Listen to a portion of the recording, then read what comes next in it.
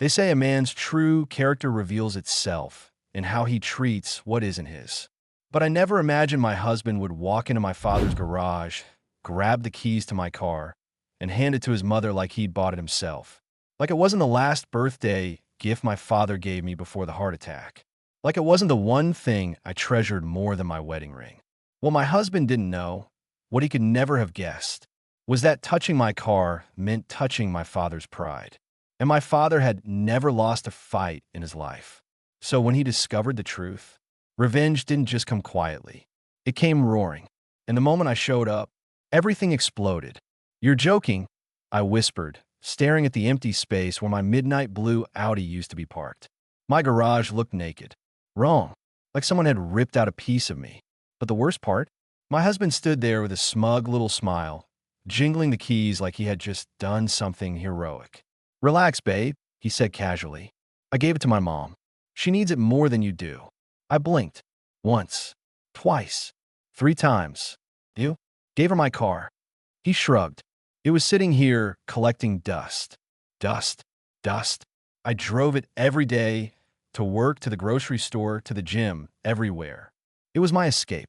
My comfort. My last piece of my dad. My father bought that car with cash the week before he died, walked into the dealership, slammed his cane on the desk, and loudly said, "My daughter deserves the best. Wrap that one." My voice trembled. "You didn't even ask me." "Why would I ask?" he scoffed. "We share everything.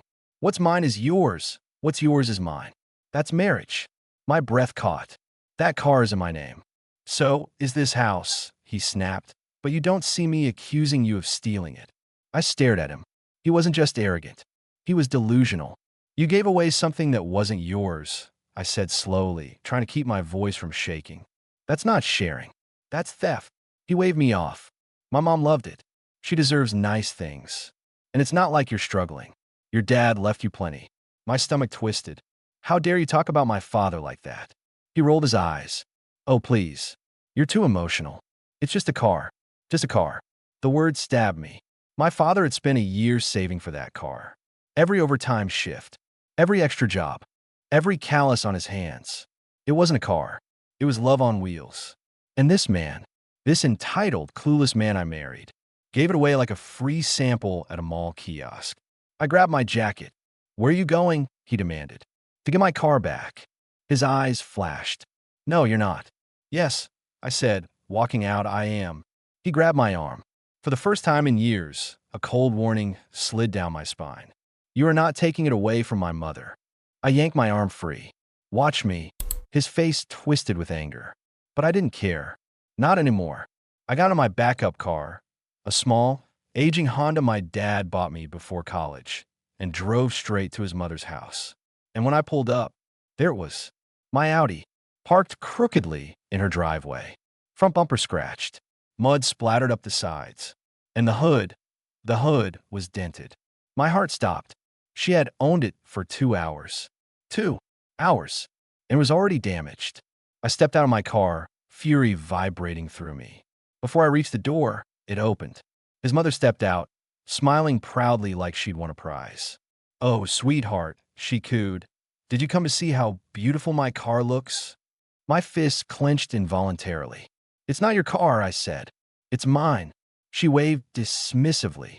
"Your husband gave it to me. That makes it mine now." "That's not how property works." "That's how family works," she snapped. "Maybe if you acted more like family, you wouldn't have to give me things without asking you." I stared at her, speechless. This woman had always been entitled, but this was another level. "I'm taking it back," I said, walking past her toward the car. She stepped in front of me, matched my height, chin raised.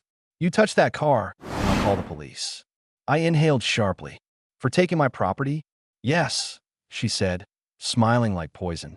"Because your husband gave it to me. That's legal transfer of ownership." "That is not legal transfer. It is in my house." My fingers tingled with rage.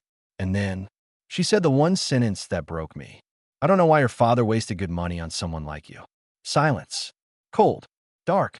Electric. I felt something snap inside me. Not violently. Cleanly.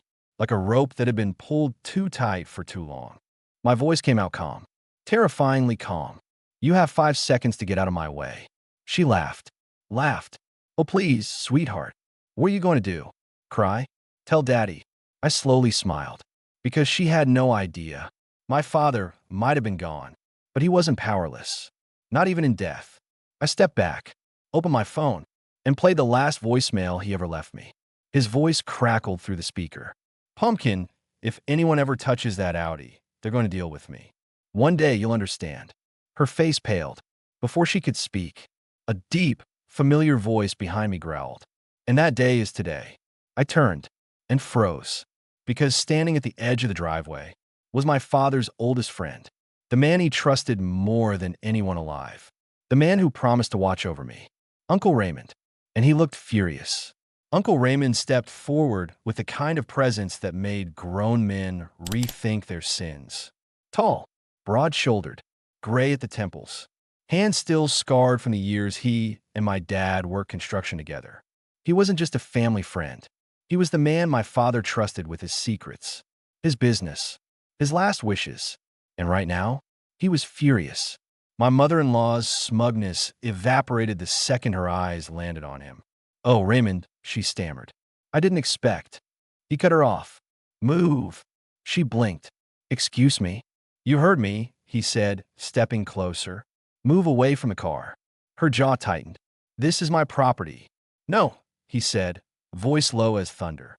It's hers, and you're trespassing with it. I swallowed hard.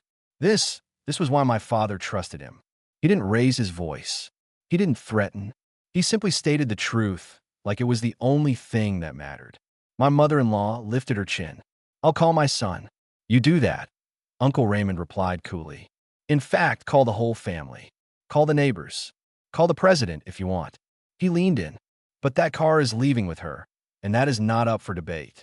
Her face flushed red. You can't talk to me that way. I just did. She opened her mouth again. But Uncle Raymond turned his back on her, which to a woman like her was the ultimate insult. He walked straight to the Audi and inspected it like a man checking battle wounds. His jaw clenched. You scratched the bumper, he said. She scoffed. It's just a scratch. He looked at me. My voice cracked. No. He nodded. I figured. Then he spoke loudly, deliberately. You know how much her father loved this car, right? My mother-in-law rolled her eyes. He's dead. Let go. My entire chest went numb.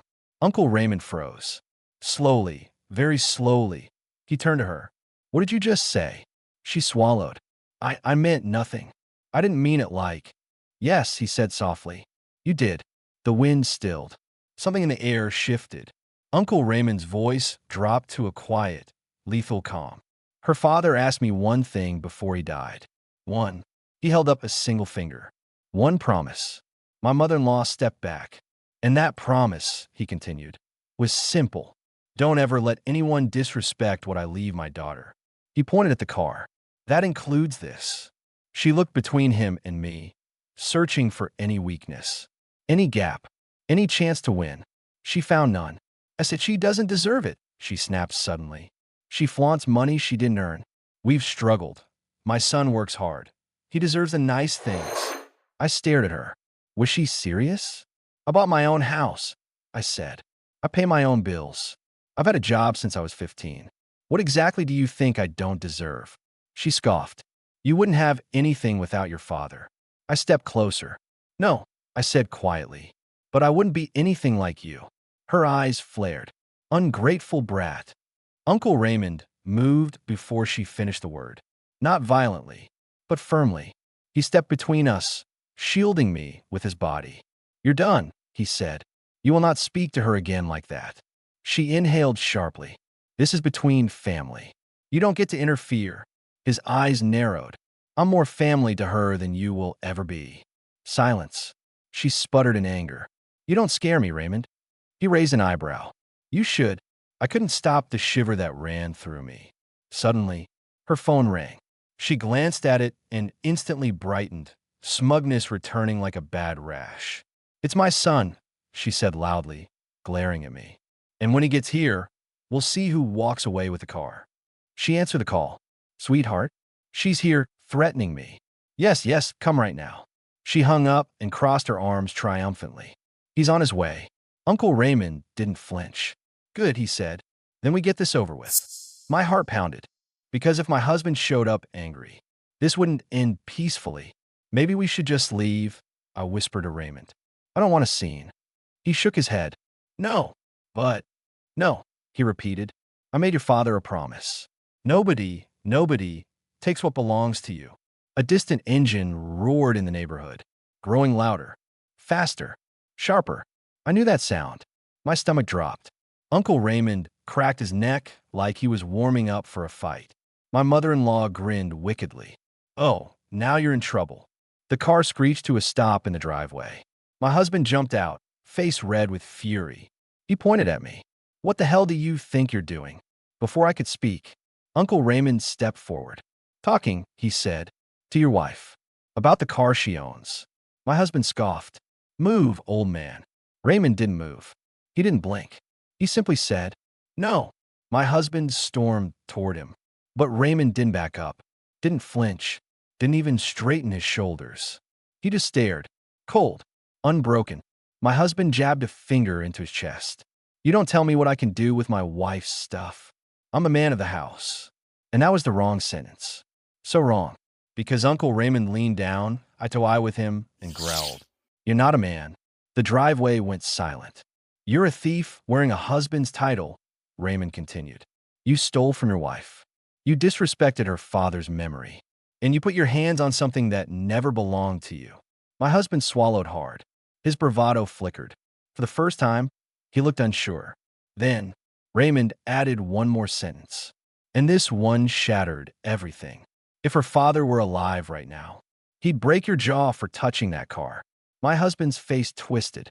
You think he scares me? He's dead. And then, something in Uncle Raymond snapped. But before anything could happen, a new car turned the corner. Fast, sleek, black, and familiar. Raymond's head lifted sharply. No, he whispered. Not him. My stomach dropped. Who? I asked. The car rolled to a stop. The driver stepped out, and my jaw fell open.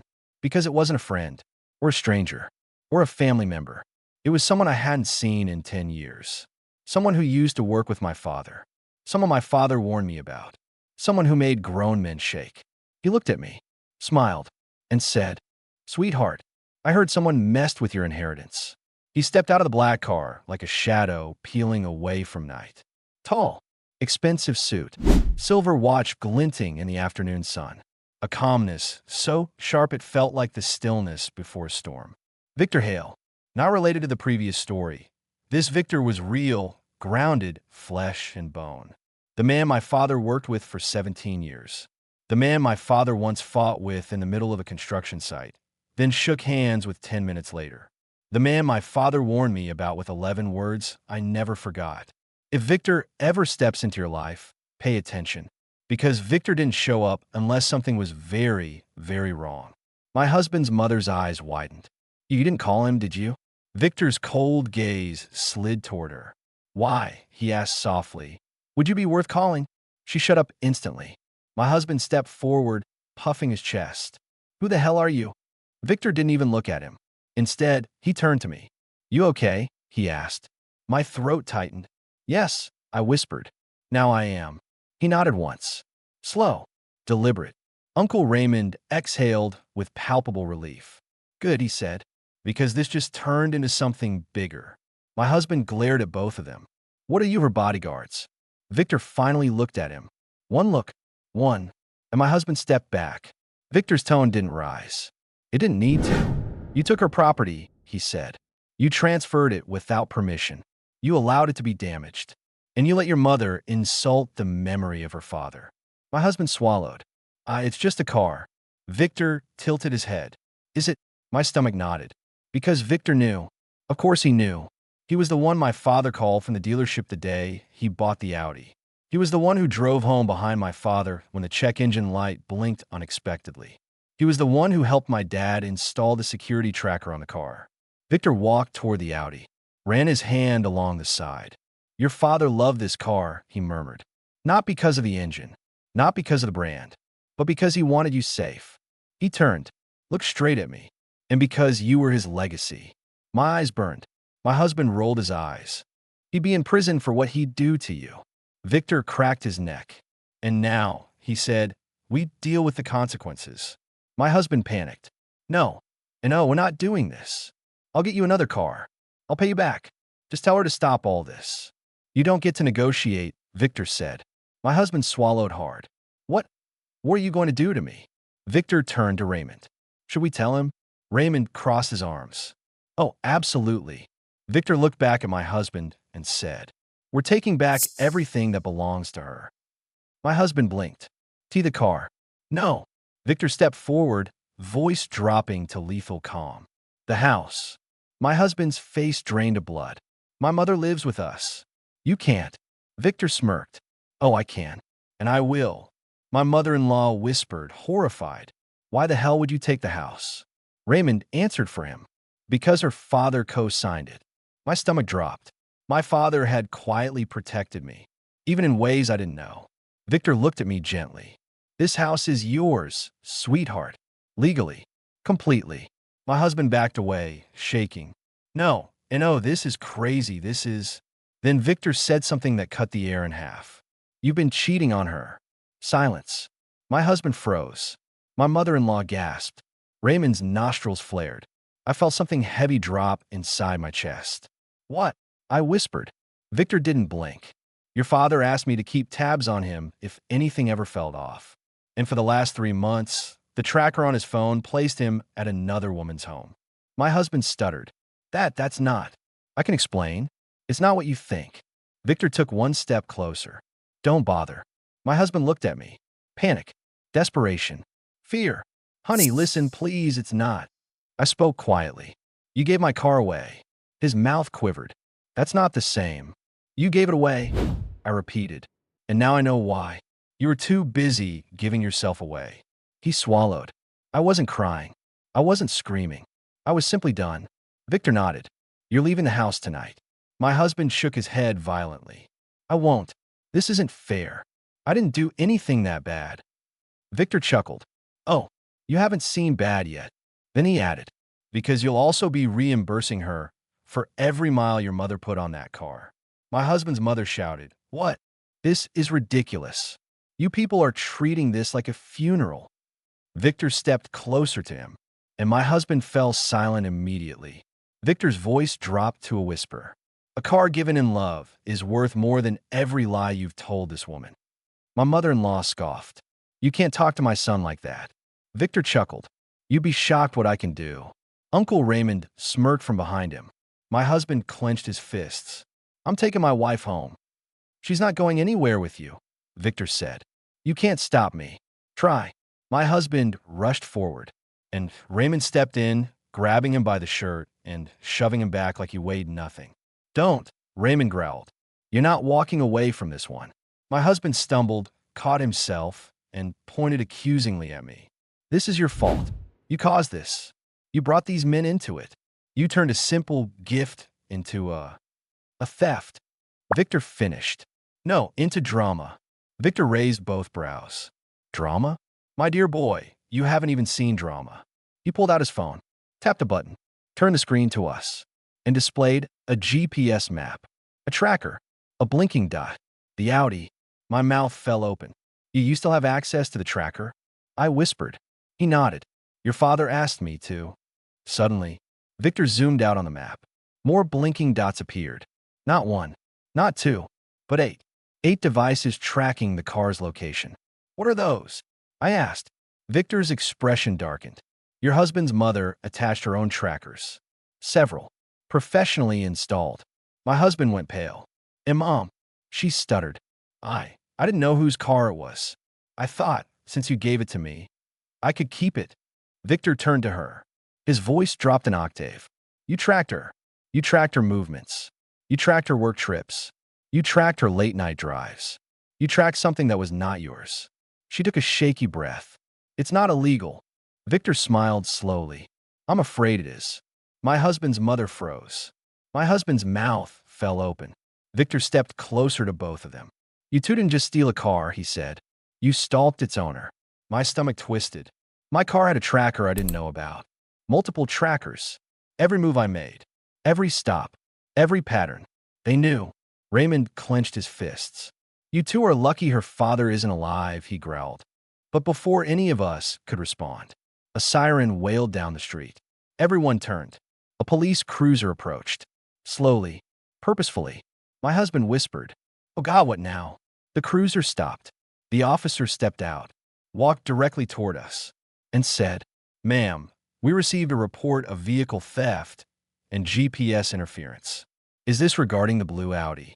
My mother-in-law's face drained of all color. My husband began shaking.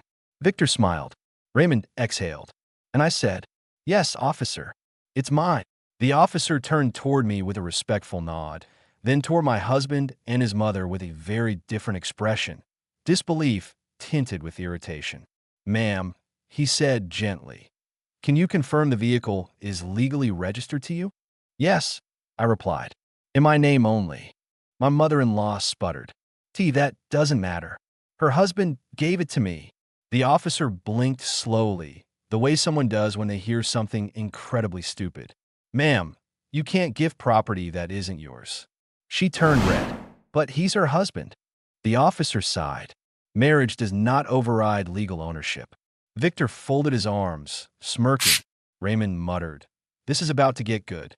My husband stepped forward, desperate. "Look, officer, it's just a misunderstanding. A family argument.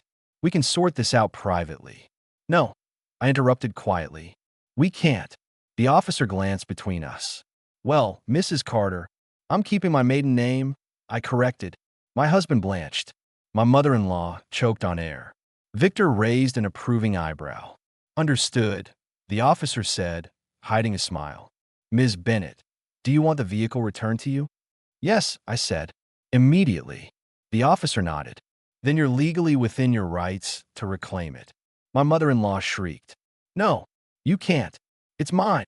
"It's not," the officer said flatly, "and refusing to return it can be considered theft." She gasped like he'd slapped her. "It was a gift. To you? From someone who does not own it." His tone sharpened. "That's not a gift. That's possession of stolen property." My husband panicked. "Officer, please listen. This is getting blown out of." The officer raised a hand. "Sir, may I see your ID?" He froze. "Why?"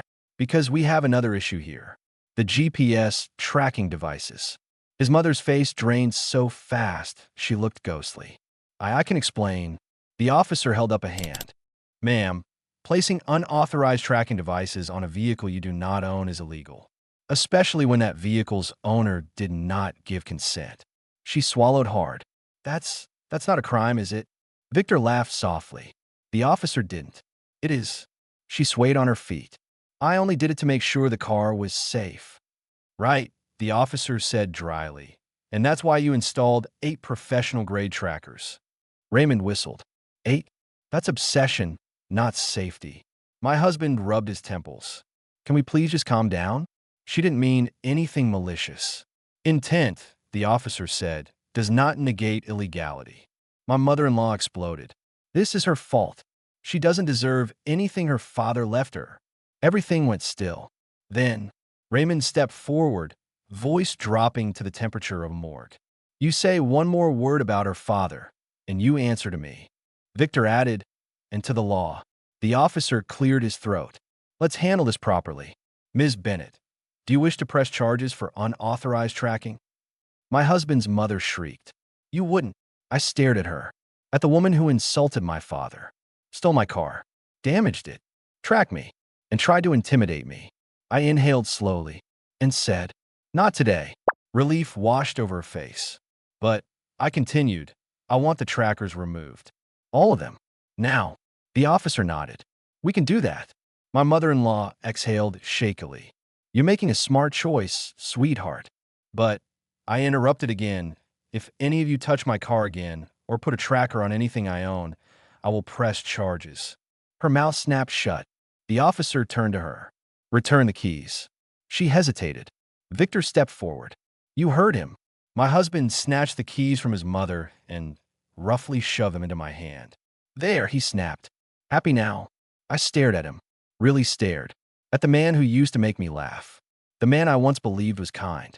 The man who had slowly revealed darker sides of himself slice by slice. Not yet, I said quietly. Before he could react, Victor spoke. Officer, may I show you something else relevant? The officer nodded. Victor held up his phone. The same GPS tracker map. Notice these irregular pings? He asked. The officer leaned in. Yes, that's the boyfriend. My husband's body stiffened. What boyfriend? Victor's eyes gleamed. The woman your husband has been visiting 3 to 4 times a week. My mother-in-law shrieked. My son would never, but even she didn't sound convinced. The officer crossed his arms. Sir, is that true? My husband stuttered. We were just friends. Raymond rolled his eyes. Oh, please. Men don't visit friends at midnight. My husband exploded. Why are you even here? You're not family. Raymond stepped toward him. I was your father-in-law's family, and his wishes matter more now than ever. My husband swallowed. Victor turned to the officer again. There's more. He tapped his screen. A video loaded. My stomach dropped. It was footage from my driveway. My husband handing my keys to his mother, saying, she'll never know. Just take it. His mother laughing, saying, she's too spoiled to deserve this. Your father-in-law was an idiot for giving it to her. I'll take good care of it, or not. The officer's jaw tightened. That is clear evidence of theft. My husband shook his head violently. No, that's taken out of context. Raymond chuckled. You're out of context. My husband pointed wildly at Victor. This is your fault. Why did you record that? Victor smiled. I didn't. He gestured at the house behind me. My house. Your father did. My breath caught. The door camera, Victor said gently. He installed it himself. My eyes stung. My father had protected me, even in ways I never knew. My husband's mother screamed. This is unfair. It's all unfair. The officer had had enough. Sir, he said to my husband, turn around. My husband froze. WI. You're being detained for vehicle theft and conspiracy to commit fraud. My husband's world shattered in real time. No, this is ridiculous. You can't. The officer read him his rights. My mother-in-law shrieked, grabbing the officer's arm. You can't do this. 2 more officers arrived to restrain her. She screamed, kicked, cursed, but the law didn't move. The neighborhood watched from their windows. Cars slowed down. Phones filmed. My husband glared at me with hatred and panic. This is your fault. You ruined everything. I stepped closer. No, I said softly. You ruined everything when you thought you could take from me without consequences. Victor murmured, well said. They loaded my husband into the cruiser. His mother followed, hysterical. Silence fell over the driveway. Victor turned toward me. Ready to take your car home? I nodded. But the moment I touched the driver's side door, I saw something that froze my blood. A thin piece of paper wedged under the windshield wiper. I pulled it out, unfolded it. My breath stopped. It wasn't a ticket. It was a note, handwritten. If they think the car was your only inheritance, they don't know what your father hid. Raymond's face hardened. Victor's eyes narrowed.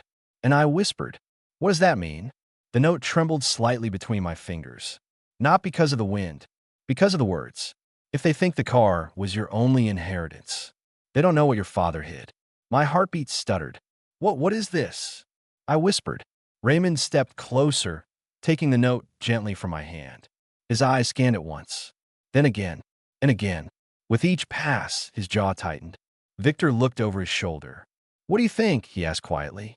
Raymond folded the note very slowly, the way a man folds something that could detonate. I think, he said, we have a problem. A cold shiver crawled up my spine. What kind of problem?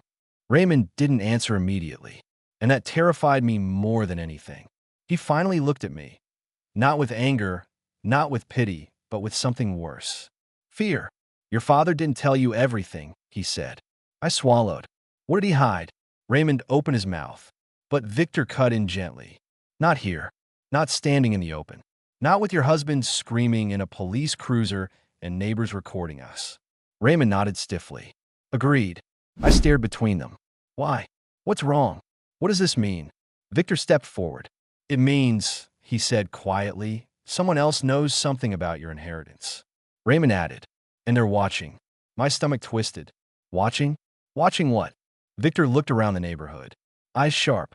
shoulders tense, scanning every second-story window, every passing car, every shadow that lingered a second too long. Raymond pocketed the note. We need to get inside. Now. I blinked. Inside where? My house. No, Raymond said firmly. Someplace they don't know. I exhaled shakily. Who is that? Raymond hesitated, and the hesitation was enough to raise the hair on my arms. Finally, he said, people your father used to work with. My voice was barely a whisper. Work with or run from? Raymond didn't blink. Both. Victor nudged my shoulder gently. Come on, we need to leave. Now. But before any of us could move, a voice behind us said, You're not going anywhere. We all turned sharply. A man stood at the corner of the driveway. Tall, black jacket, dark glasses, expression unreadable. None of us recognized him. But Raymond and Victor both reacted the same way. They stepped in front of me at the exact same time. Victor's voice lowered. Who are you? The man removed his glasses. His eyes were cold, focused, like a sniper measuring distance. I'm here, he said calmly, for the note. Raymond's shoulders stiffened. You're not getting it. The man smiled slightly.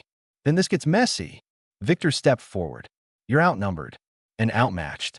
Walk away. The man didn't. Instead, he spoke directly to me. Your father wasn't who you think he was. My breath faltered. You didn't know half of what he was involved in, the man continued.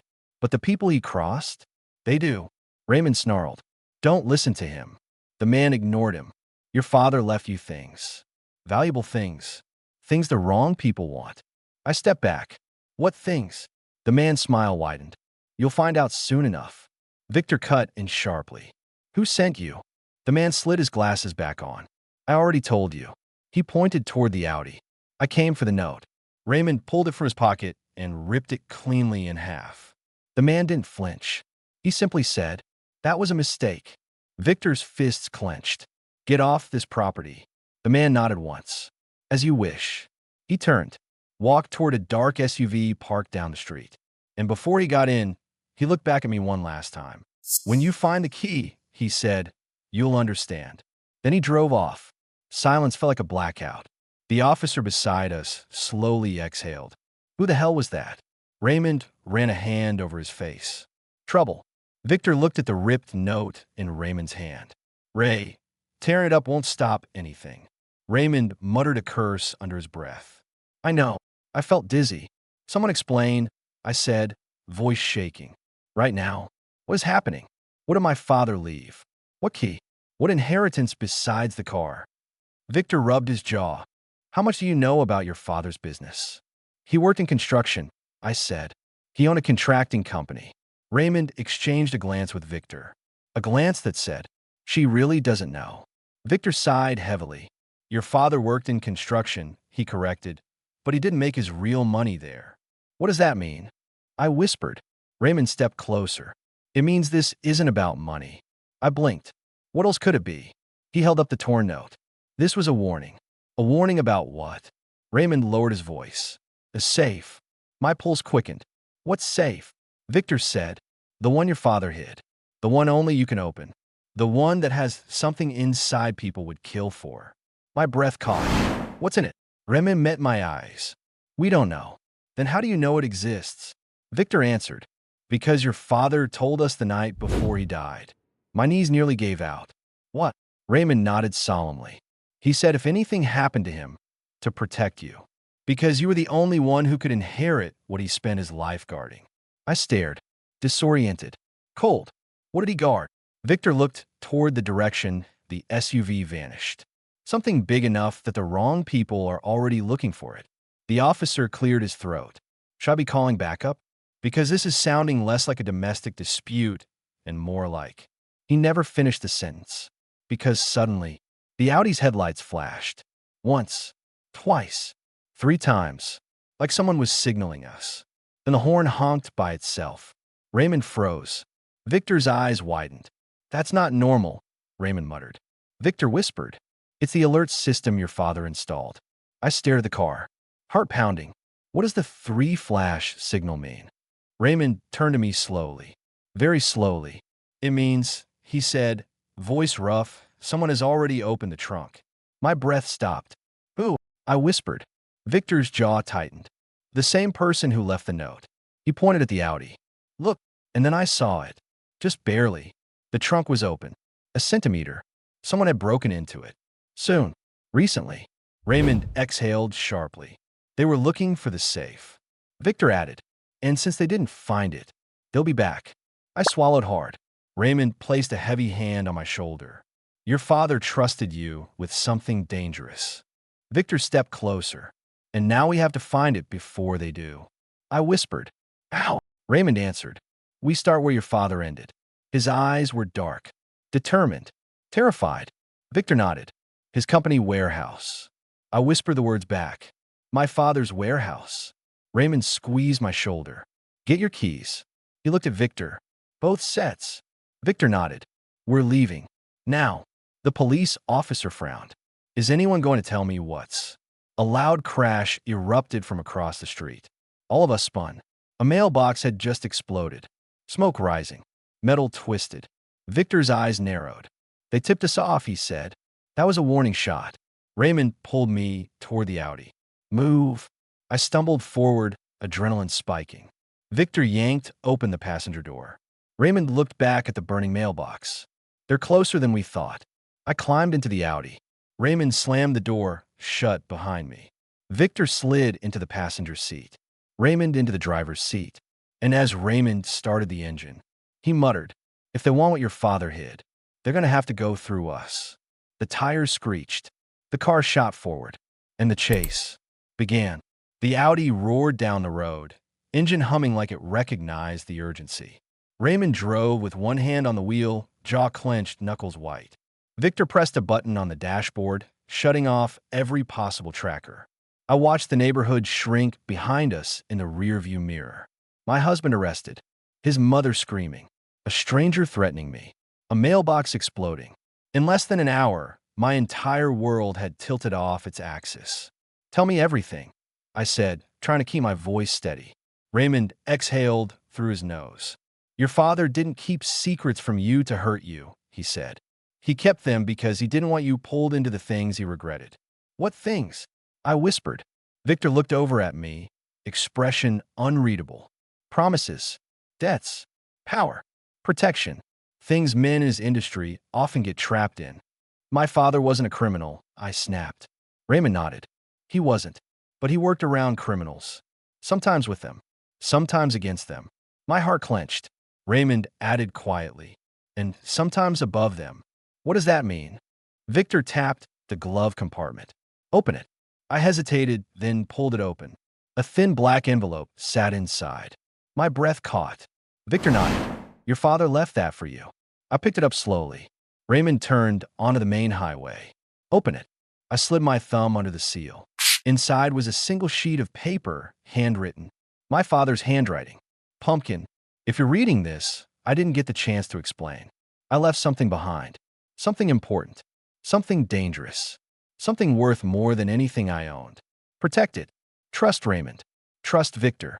And don't trust anyone else, even family. It begins where my work ended. At the warehouse. Dad.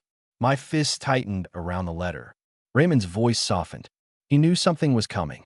He just didn't know what. Victor motioned at the letter. And that line, don't trust anyone else. He meant it. I swallowed hard. You think even my husband?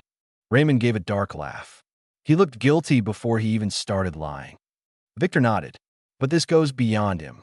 Whatever your father hid, someone larger wants it. My pulse hammered. What is it? Raymond and Victor exchanged a look. Victor answered. A ledger. I blinked. A ledger. Raymond nodded. Your father kept records. Every shady deal he witnessed. Every illegal transaction he was asked to help cover. Every bribe he refused. Every threat he received. Names. Companies. Accounts. Evidence. My throat tightened. You're telling me my father kept a black book? No, Victor corrected softly. He kept the black book. Silence flooded the car. Raymond added, your father never used it, but he kept it in case he ever needed leverage. Insurance. Protection. Victor turned to face me. And whoever sent that note wants that leverage. My stomach sank. So my father's book could ruin people? Raymond looked dead ahead. It could destroy them. And those people would kill to get it. Victor's eyes hardened. People have killed for less. A chill swept through me. So, the warehouse, that's where it is? Raymond nodded. Unless someone found it first. I pressed my hand against the seat, grounding myself. Why didn't my father burn it? Victor exhaled. He believed in justice, even when he didn't trust the system. Raymond added, and he believed one day you might need it. I didn't know whether to be angry or heartbroken. Raymond took the next exit. The industrial district approached, gray, empty, eerie. Night settling in. The warehouse stood alone at the end of the road. Weathered, quiet, lights flickering inside. Raymond slowed the car. That's wrong, he muttered. What is? I whispered. Victor's jaw tightened. The lights should be off. A cold fear crept up my spine.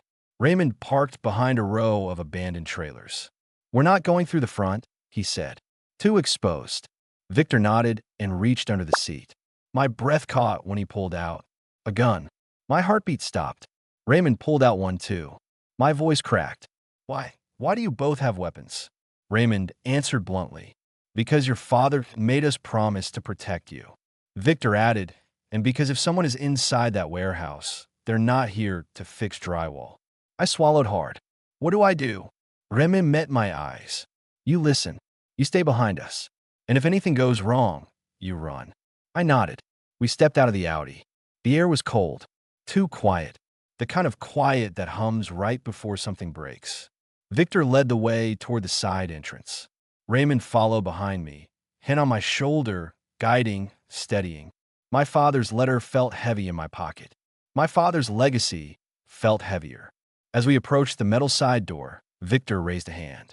Stopped. Raymond froze too. I whispered, what is it? Victor pointed at the lock.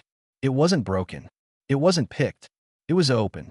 Raymond's voice sank to a warning growl. Someone beat us here. Victor tightened his grip on his weapon. We move in 3. He pressed his back to the wall. 2. Raymond raised his weapon. 1. Victor shoved the door open. We entered. The warehouse was dimly lit, shadows swallowing most of the structure. Metal racks, old machinery, stacks of crates with my father's company label. Raymond whispered, the office is upstairs. That's where he would have hidden the ledger. We crept toward the staircase. Every sound echoed. Footsteps, breaths, my racing pulse. Halfway up the stairs, Victor held out an arm, stopping us. I froze. A door creaked open above us. A silhouette stepped into the upper hallway. Tall, leaning slightly, one hand in a pocket, the other holding a flashlight. Victor inhaled sharply. Raymond stiffened. The shadow spoke. Low, calm, too calm. I wondered how long it would take you 3 to show up. My blood iced. He stepped into the light, and my heart nearly stopped.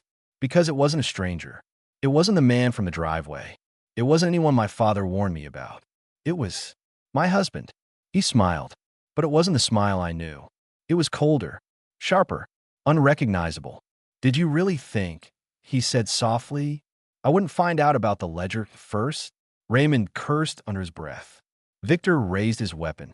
I stared at the man I married and realized I had never truly known him at all. My husband stepped backward into the office doorway and said, come in, or she loses everything. For a moment, no one breathed. My husband, the man who lied, cheated, stole my car, and played the victim, was standing in my father's warehouse, holding a flashlight like a weapon, and smirking as if he'd been waiting for us. Victor raised his gun a fraction higher. Don't move, he warned. My husband laughed. Relax. If I wanted to hurt her, I would have done it already. Raymond snarled. Boy, if you touch her, you won't leave this building with bones intact. My husband held up a hand. See, this is why I didn't come home. Everything gets blown out of proportion.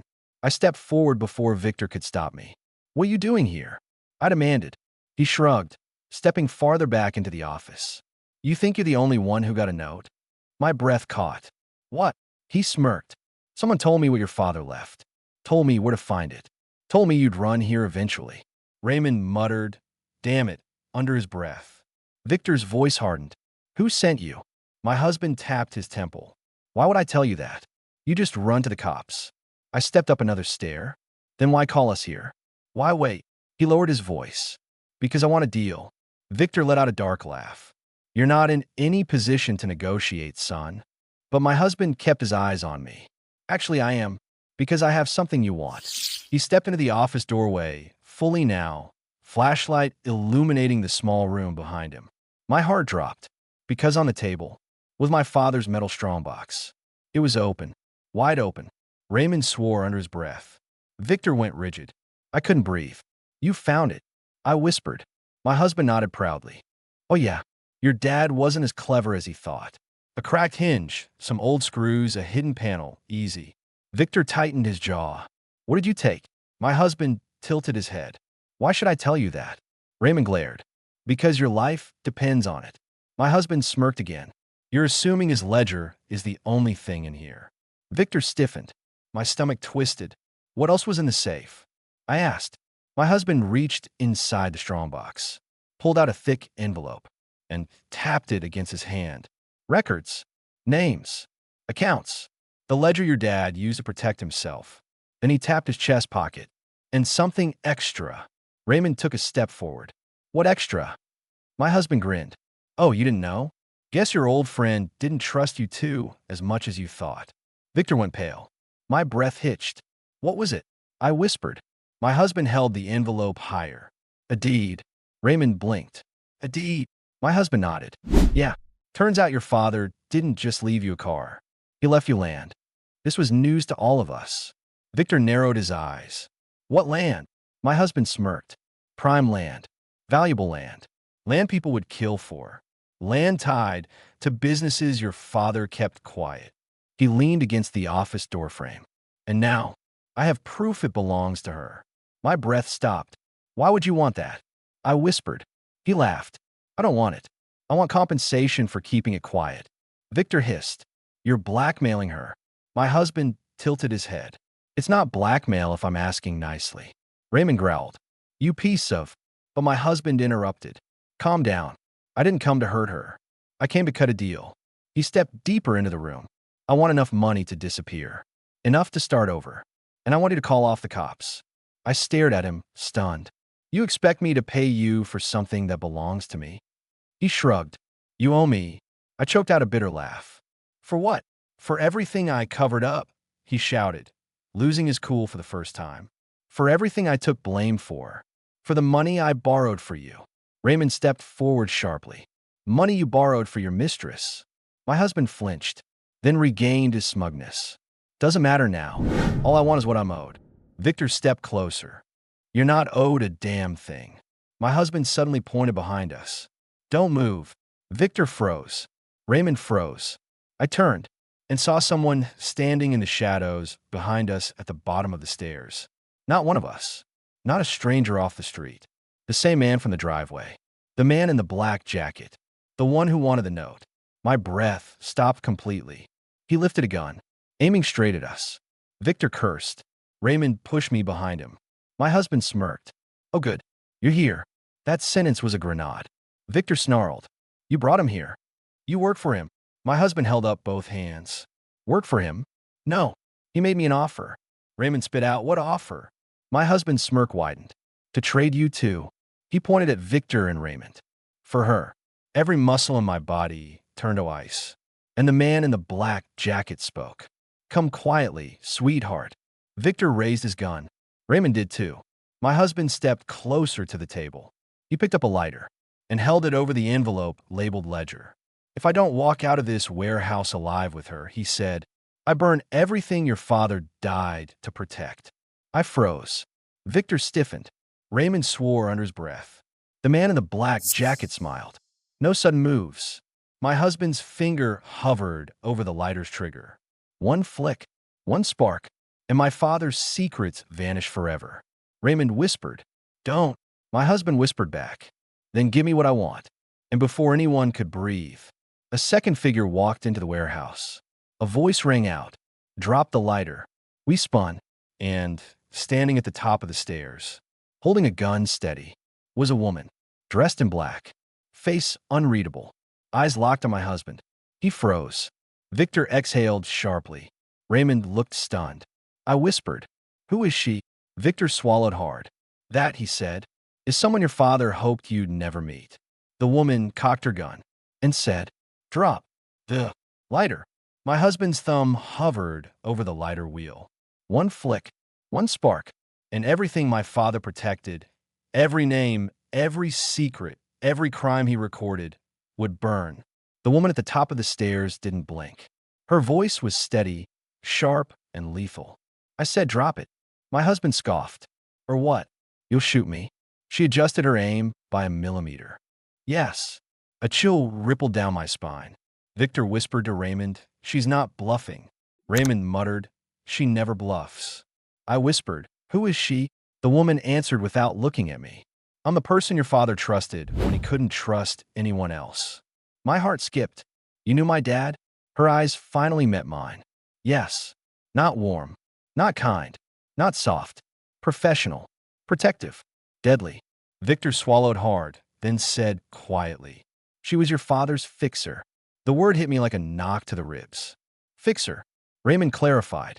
When things got dangerous, she handled it. When someone threatened your father or his business, she resolved it. Permanently. My breath caught. Permanently? My husband paled, finally recognizing the danger. "You don't scare me," he lied. She tilted her head. "Then you're stupider than you look." Raymond stepped closer.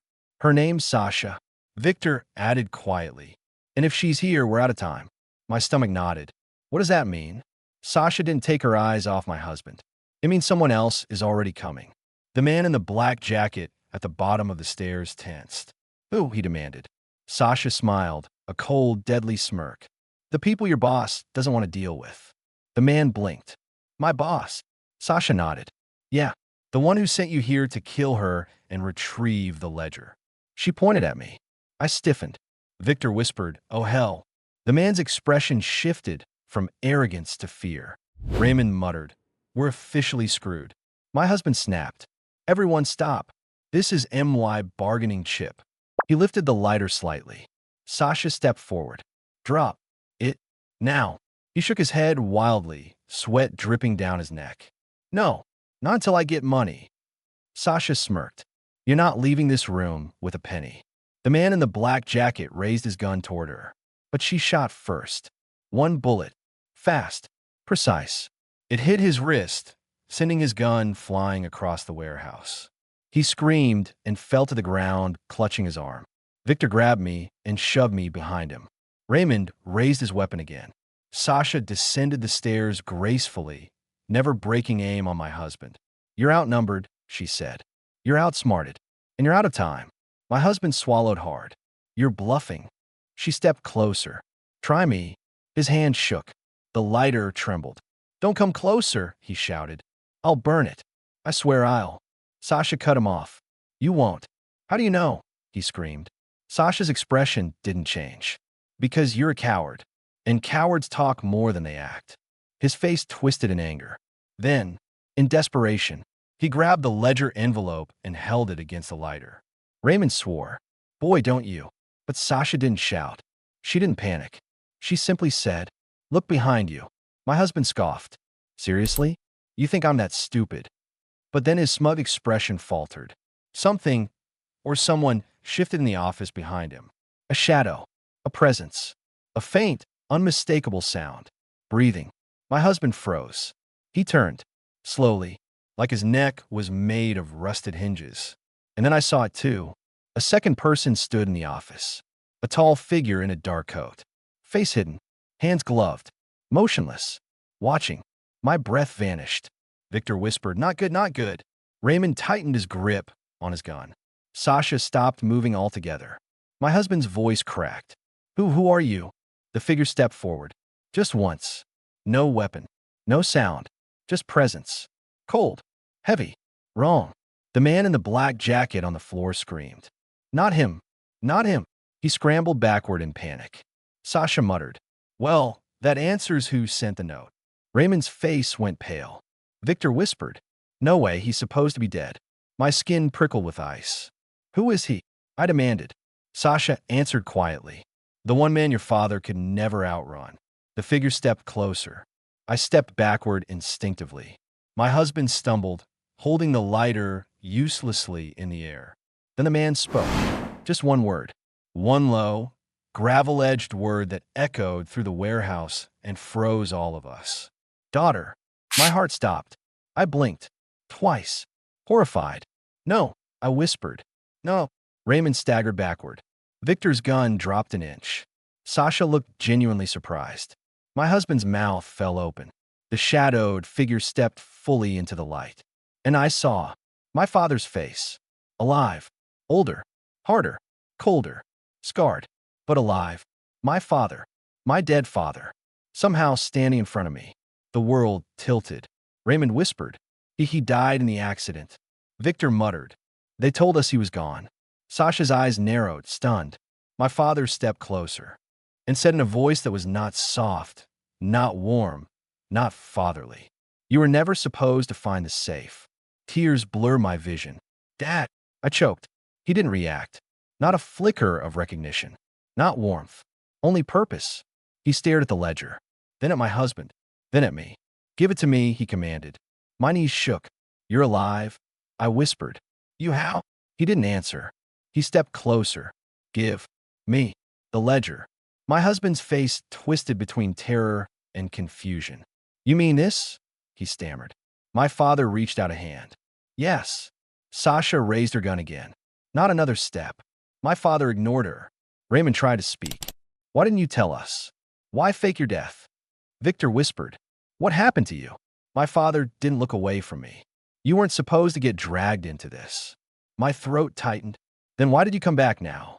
He finally met my eyes and said, because the wrong people know you exist. My chest clenched. What does that mean? His jaw hardened. You're the only heir linked to everything I hid. Sasha's eyes widened. My God, she's the key. Raymond muttered. Of course. Victor cursed under his breath. I stared at my father, breath shaking, heart cracking. You left me, I whispered. He didn't flinch. You were safer without me. No, I said louder. You lied. You let me think you were dead. You let me mourn you. His expression didn't change. There was no other option. Tears burned my eyes. My husband trembled. Can I just give him the ledger and leave? My father turned slowly toward him, and his voice dropped into something darker, colder, final. You're not leaving. My husband's face drained of all color. What? Sasha stepped between us. No, that's not happening. My father's eyes narrowed. You don't give orders here. Victor stepped closer. Maybe she does now. Raymond raised his gun. She's not your enemy. My father's voice sharpened like a blade. She is standing between me and the only leverage we have left. Sasha answered. And she's the only reason you're still breathing.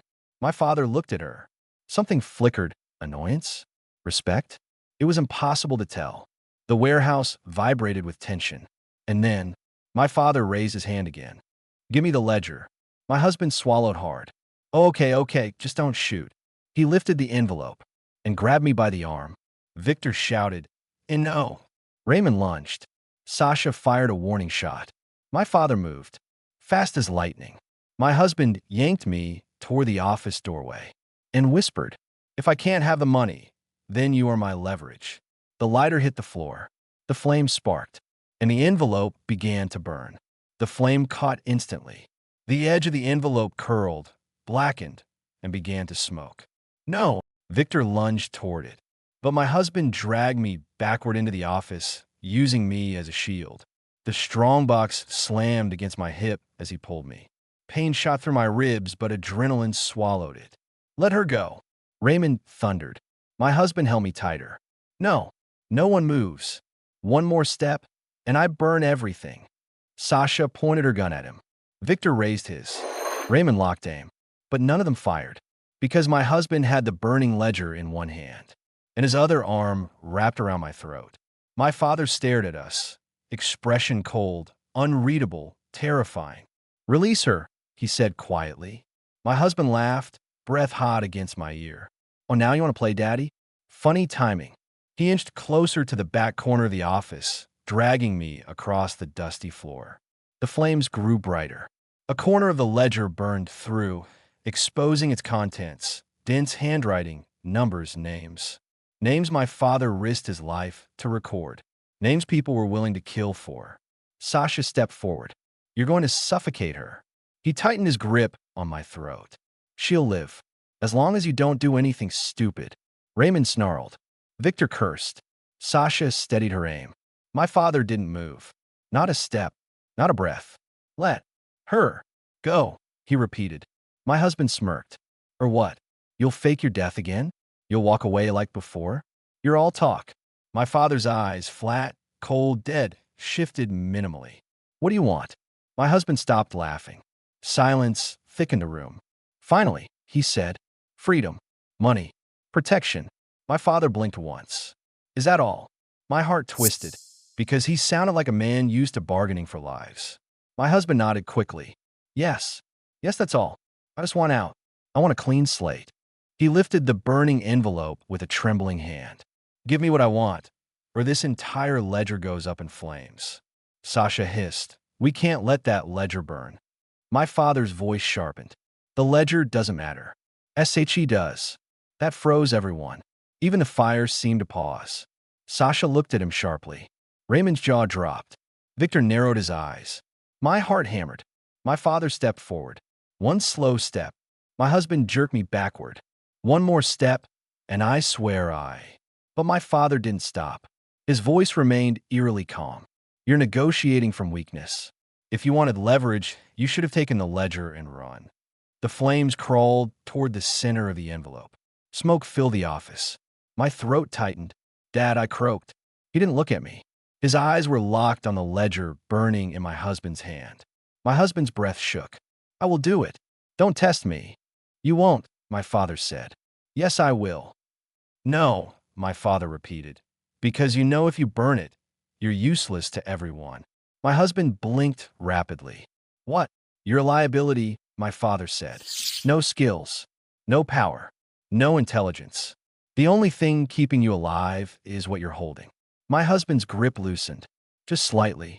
And once it burns, my father added, so does your value. My husband swallowed. Hard.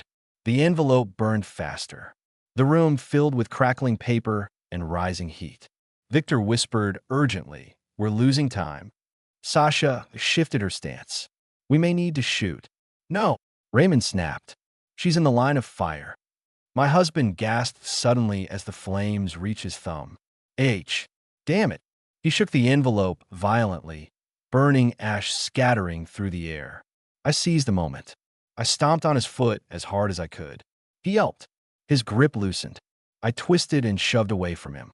Victor rushed forward. Get her! Raymond charged. But my husband recovered faster than anyone expected. He threw the burning ledger behind him, straight into the office curtains. They caught instantly.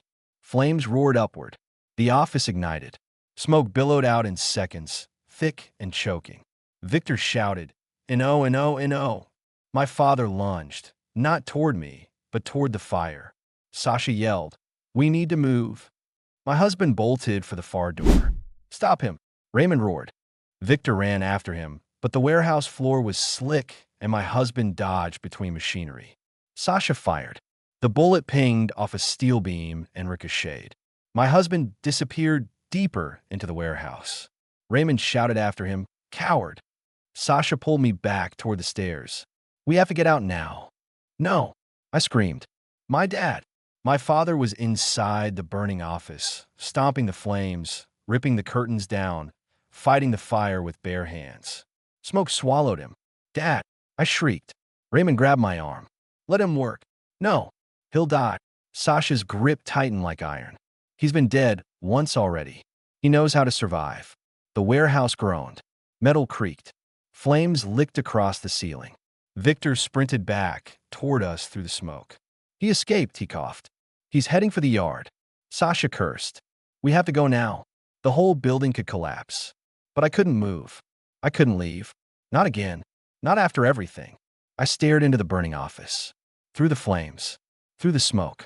Searching for movement. For a figure. For a shadow. For him. "Dad!" I screamed again.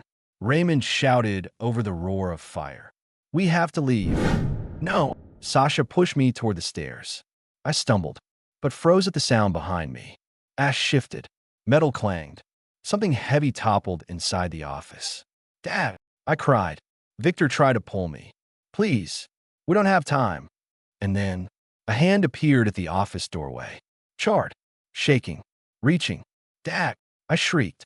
His voice, hoarse and broken, barely carried through the flames. Run. Then something exploded in the back of the warehouse. A deafening boom. The floor shook. The ceiling cracked. Fire burst across the rafters. Sasha grabbed me in a chokehold grip and yanked me down the stairs as debris collapsed behind us. She needs to live, Sasha screamed to Raymond and Victor.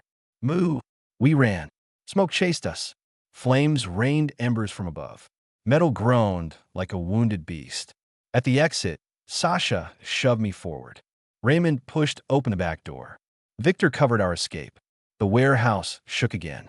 A second explosion, and then a third. We burst through the door into the cold night, and the warehouse collapsed in on itself. A massive, thunderous crash rang out as the entire structure buckled and fell. Flames erupted sky-high. Black smoke curled into the night. I screamed, Dad! Raymond grabbed me, holding me back as I sobbed and fought against him. Sasha shielded her face from the heat. Victor's expression cracked, shock mixing with horror. I fell to my knees, screaming, crying, choking on air.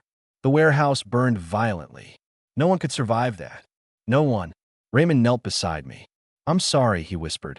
I'm so sorry. But then, a silhouette appeared in the smoke. A tall figure, limping, swaying, burned, alive. My heart stopped. Dad, I whispered.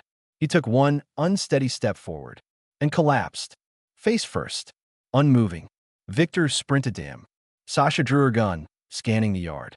Raymond shouted for me to stay back, but I crawled forward on shaking hands and knees. Dad, Dad, Dad. Victor reached him first. He knelt, rolled him onto his back, and froze. His eyes went wide. Then he whispered, Oh God, this isn't him. My blood iced. What? What? Raymond turned the body slightly, and I saw. The face wasn't my father's. It was burned beyond recognition, but enough remained to show. It was the man in the black jacket, the one Sasha shot, the one who chased us, the one who threatened me. Sasha swore violently. Victor's voice shook. We were tricked. Raymond swallowed hard. Oh my God, he switched places. I staggered to my feet. What does that mean? Where is my father? Sasha pointed at the yard fence. He's alive. Raymond nodded grimly. And he's gone. Victor stepped closer, staring into the darkness. My voice trembled. But why? Why would he leave? Why run again? And then, from somewhere far across the yard, almost too faint to catch, came the echo of a familiar voice. You were never supposed to be part of this. I spun, but the darkness swallowed everything. He was gone. My father was alive, and missing again, and somewhere in the chaos. My husband had escaped, with whatever he stole from the safe. The warehouse burned long into the night. Emergency lights painted the collapsing structure red and white. Firefighters shouted. Sirens wailed. Smoke rose like a dark veil, swallowing the stars. But I heard none of it. I was staring into the darkness where my father vanished. Alive, real, breathing, and gone. Again, Victor placed a firm hand on my shoulder. We have to move, he said softly. He's not coming back tonight.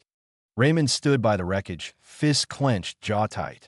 Sasha paced like a caged predator, scanning every shadow, every rooftop, every alley. He let himself be seen, she said under her breath. He wanted her to know. I wiped tears from my cheeks. Why would he do that? Why would he let me think he was dead for all these years? Raymond stepped close. He was hiding something bigger than himself. Victor nodded. And now he's hiding again because someone wants what he protected, even more now that the ledger is gone. My stomach nodded. What was in the safe? What did my husband take? Sasha stopped pacing. Her eyes locked onto mine. There were 2 items inside. She held up 2 fingers. One, the ledger, which is now burned. My heart cracked, even though I never fully understood its power. Victor lifted a charred scrap from the ground. Names were still faintly visible on it. Enough survived, he murmured, to make enemies. Sasha continued. 2, the deed. The land, I whispered. Raymond nodded. A piece of property your father bought in someone else's name. Someone he trusted. Sasha looked directly at me. You? My heart pounded. I didn't even know it existed. Of course you didn't, she said. That was the point. I shook my head. What kind of land could be so valuable? What was he hiding there? Victor pulled something from his jacket. A small plastic bag. Inside, a thin rectangle of blackened steel. He hit a key. My breath hitched. Where did that come from? It was glued to the underside of the strongbox, Victor said. And your husband didn't see it. Sasha took the bag. This key opens a safety deposit box. We need to find which bank it belongs to. Raymond crossed his arms. And we need to figure out what's in it before your husband does. Fear twisted inside me. He still has the deed. Sasha nodded. And that makes him dangerous. I stared at the flames, letting the heat sting my cheeks. He won't stop. I whispered. He'll come for me. For all of us. Raymond placed a hand on my back. That's why we're staying with you until this ends. I shook my head. No, you've already done too much. Victor let out a soft, humorless laugh. This isn't charity, sweetheart. Your father made us promise. And we're not breaking that now. Sasha stepped forward. And besides, if we leave you alone, your husband will get himself killed and take half the city with him. A small, broken laugh escaped me despite the fear. Raymond turned serious again. We need a plan. Sasha nodded. But first, we need to leave. This place is compromised. They know we were here. Victor looked toward the yard fence. And your father's out there? Watching. I felt his absence like a cold shadow behind my ribs. He could have stayed, I whispered. He could have talked to me. Explained. Raymond exhaled. He didn't want you pulled into this world. Sasha added. But it's too late for that now. I wrapped my arms around myself. The night wind carried smoke and ash. Pieces of my father's secrets drifting away. Pieces of a life I thought I understood. Raymond helped me stand. We're taking you home, he said. No, Sasha corrected. Not home. They know her address. We take her to the safe house. Victor opened the Audi's back door. Your father built it for emergencies, he said. And tonight counts. I hesitated. What if my husband shows up at the house? What if? Sasha cut me off gently. The police will handle him. And he won't get far without the deed, Raymond added. And he sure as hell won't outrun your father. I stared at the wreckage one last time. At the flames consuming everything familiar. At the place where my father died in my heart, twice. Then I finally whispered, okay, let's go. The safe house wasn't a house at all. It was a concrete bunker hidden beneath a mechanic's shop my father used to visit. Sasha unlocked it with a code and a retinal scan. Raymond whistled low. Only he would build a bunker under a place that looks like it sells tires and regret. Victor smirked. That was the idea. Inside, the walls were thick steel. Monitors lined the far side. Maps, files, photos, and a single cot in the corner. My father had lived here, or hidden here, maybe both. My chest tightened. This is where he stayed? All these years. Sasha nodded. This was one of his safe locations. He had several. The word hit me hard. My father hadn't died. He had disappeared. Deliberately. Raymond pulled out a metal chair and set it beside me. Sit. Breathe. I sat. Victor knelt beside a locked cabinet, typing in a code. Metal clicked. The door opened. Inside were photographs. Some old, some recent. Snapped from afar. My father watching me from a distance, at the grocery store, my workplace, my apartment, even a cafe. I cover my mouth. He was checking on me. Victor nodded. Always. Raymond handed me a picture. It was me at my college graduation. My father wasn't there that day. He told me he was too sick to make the trip, but the photo showed him standing behind a tree on campus. Watching. Alone. Hidden. Tears blurred my vision. He missed everything. I whispered. My birthday. My wedding. My worst days. My best days. All of it. Sasha's voice softened. He didn't miss. He watched. I shook my head. I don't understand. Why disappear at all? Why fake his death? Why leave me behind? Sasha exhaled. Because he knew if he didn't vanish, one day, they'd come for you. I stared at her. Why me? Victor answered. Because you're the legal heir to the land. Raymond added. And what's on that land is bigger than all of this. I swallowed. What's on it? Sasha opened her mouth. A warning alarm blared. Victor spun toward the monitors. Raymond grabbed his gun. Sasha pulled out hers. What's happening? I shouted. Victor's voice dropped. Someone was outside. Several someones. Raymond muttered, Damn it. How did they find us so fast? Sasha hit the security feed button. 5 armed figures appeared on the screen, all wearing black, all moving with military precision. Who are they? I cried. Victor didn't look away. The people your husband contacted. Raymond cursed. He led them straight to us. Sasha glared at the screen. Idiots. They're trying to breach the door. Raymond turned to me. You have to go into the back vault. I'm not leaving you. I shouted. Victor grabbed my shoulders. You don't have a choice. The bunker doors vibrated violently. A metallic crash echoed through the room. Sasha shouted. They've got breaching tools. Move. Victor pushed me toward a narrow hallway. Raymond covered the entrance with his gun. Sasha took position beside him. Another explosion rocked the bunker door. I stumbled. My heart raced. Victor shoved open a smaller steel door at the hallway's end. Inside, I hesitated at the threshold. Where are you going? Raymond yelled. We'll hold them off. Sasha barked. Go! The bunker door screeched under pressure. Sparks flew. The attackers shouted commands. Victor shoved me inside the vault and slammed the door. Darkness swallowed me. A single emergency light flickered on. The room was empty except for a steel table and a lockbox sitting on top. A box the exact size of the key Victor found. My heart pounded. This was it. The last inheritance. The final piece. I took out the key with shaking hands, slid it into the lock, turned. The box clicked open. Inside was a map, a USB drive, a folded letter, and a small black device with a blinking red light. I unfolded the letter. My father's handwriting. If you're reading this, pumpkin, they know about the land. They know what lies beneath it. And now, they'll come for you. Run. Trust no one. And whatever you do, do not let the device fall into the wrong hands. I love you. I'm sorry. Dad. I lifted the device. It was warm, humming, alive. Behind me, gunfire erupted. Shouting, crashing, screams. Victor's voice. Get back, Sasha, move. Raymond shouting. Keep her safe. Breach on the left. The bunker shook. Dust fell from the ceiling. A voice boomed in the hallway. Find the girl. My breath hitched. I looked at the device in my hand. Just as the vault door began to open. Slowly, creaking, metal grinding. Not from the outside, but from inside. Someone was already in the vault. A hand grabbed my shoulder, and a familiar voice whispered, Come with me if you want to live. I spun. My breath stopped. It was my father, alive, bleeding, burned alive. He grabbed my arm. We're out of time. The vault door blew inward, and 3 armed men rushed. I and why father pulled me down a hidden hatch in the vault floor. Bullets flew overhead. Chaos erupted. The hatch sealed above us. Darkness swallowed us. And my father whispered, You're not safe with them anymore. They don't know the truth about you. My pulse hammered. What truth? He looked at me with hollow, urgent, haunted eyes. The land, the ledger, the device. They were never the real secret. I froze. What was the secret then? He swallowed. Hard. You were. Darkness closed around us.